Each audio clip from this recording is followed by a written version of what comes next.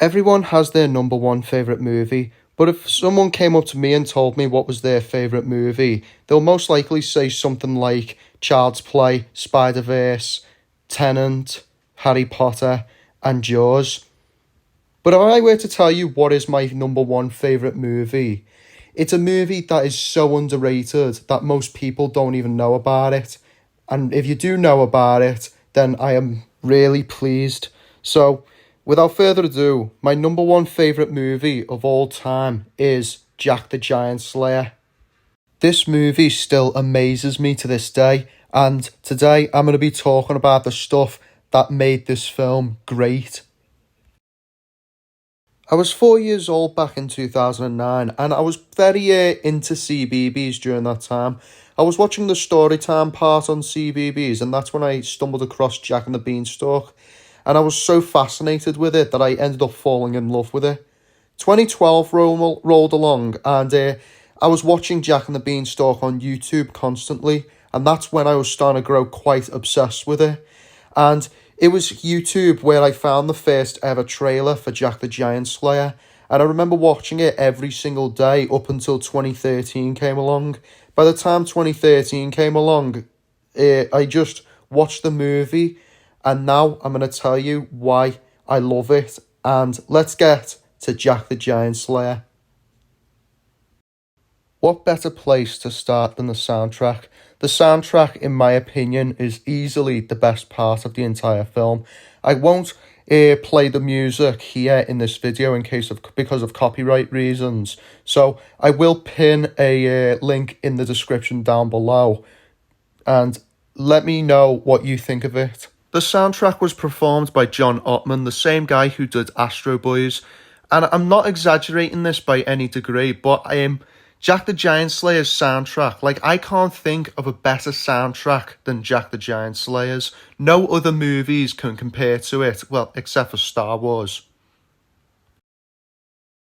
The three main cast of characters, we have Isabel, played by Eleanor Tomlinson, we have Elmont, played by Ewan McGregor, and Jack, played by Nicholas Hoult. My favourite character out of the entire film has got to be General Farlow, aka the Two-Headed Giant, voiced by Bill Nye. Jack is the main character, and like every main character, he starts off as a simple, typical person and then becomes a hero. Spoiler alert, but Jack only manages to kill 3 giants in the movie. And I'm alright with that because, in a way, it does feel more realistic because a person from the 14th century would never be able to manage to kill 3 giants in one go. That's like the equivalent of killing 9 elephants in one go. Isabel plays the most important role in the story. She is the daughter of the king, and because of her father's strict law, she ends up running away from him, and that's when she meets Jack. And simultaneously, the beanstalk grows in Jack's house. Jack falls out of the house and Isabel gets taken up to the clouds. So the people don't really climb up the beanstalk out of curiosity. They climb up there purely to find the princess. And I quite like that concept. However, I just wish that Isabel had more screen time.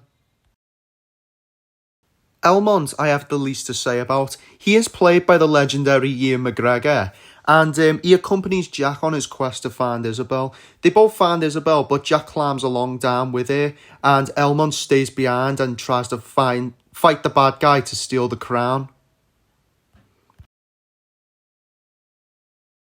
The acting and voice acting do a really good job and feel very genuine, they're executed in a way that feels proper relatable to me. While the acting alone is good, the voice acting for the giants is just as brilliant. The giants sound proper intimidating when you listen to them.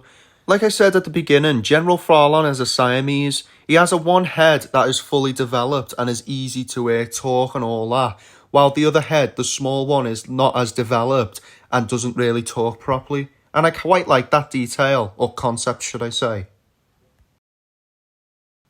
The humour for the most part was easy to get by, and Jack the Giant Slayer is one of those movies that has humour that is not technically that funny, but it does get a laugh out of you, like this one. Am I dead? Not just yet. But the film also had humour that I found funny at the time, but then as I got older, it just didn't age well. And I'm talking things like, fart gags and snot pick and all that. Those things that I used to relate to back in the past, but growing up, it just didn't quite, it just grew tiresome. But despite the bad elements of the humour, most of it was quite solid and still managed to make me laugh even to this day. Aside from the humour, what I do wish the film had was more violence. The film does have a runtime of 1 hour and 54 minutes. And spoilers, by the way, but there is a scene at the very end of the movie where where the kingdom gets locked up and the giants are trying to open the door and all that. The people fire acid and oil into the lakes where it burns up to stop the giants from coming in or climbing over.